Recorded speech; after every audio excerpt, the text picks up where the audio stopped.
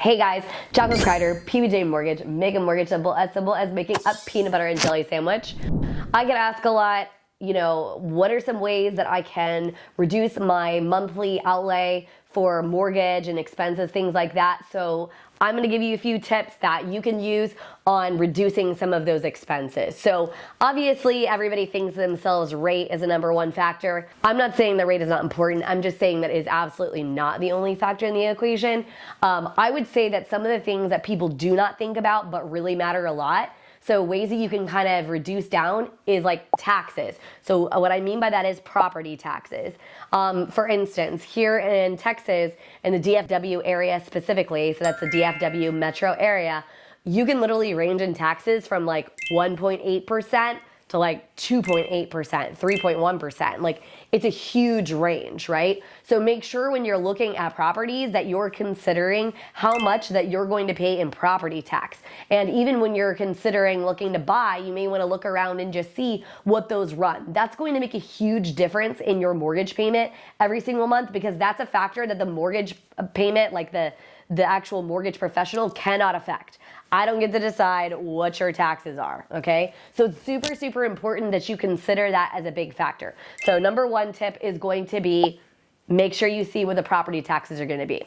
Number two is going to be your actual homeowner's insurance. We've talked about homeowner's insurance before. I've even done a video with a homeowner's insurance professional, right? I'm not talking about cheaping out on not getting good coverage. That's not what I'm referring to. I'm talking about when you're actually looking at properties, sometimes things that will go into making that cost come down are things like your actual age of the home, how old the roof is, stuff like that. So when you're thinking about, okay, what does that look like as far as a monthly amount goes, it can range a lot. And one of the ways that you can kind of help look to like reduce that down is by picking properties that are going to be a lower homeowner's insurance amount, because that factors into your payment.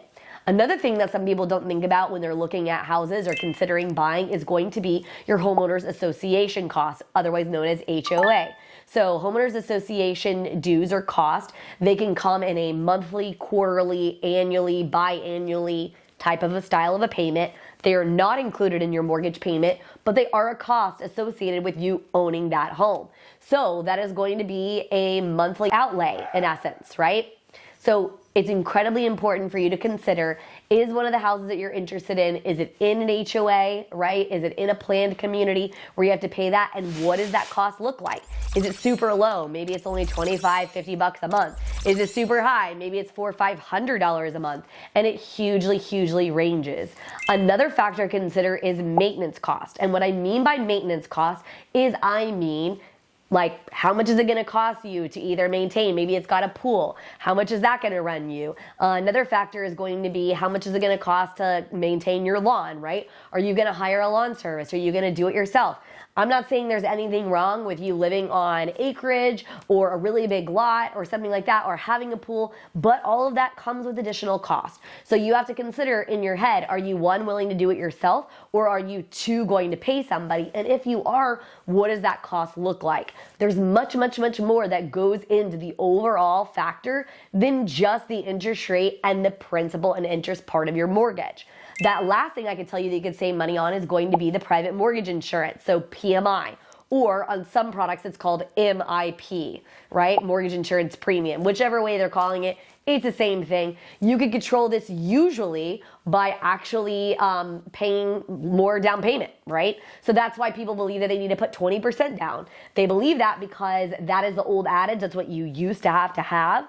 And remind yourself that if you are putting more money down, then what's happening here is that you're going to actually not have to pay that amount, or you're gonna have to pay a lot less than.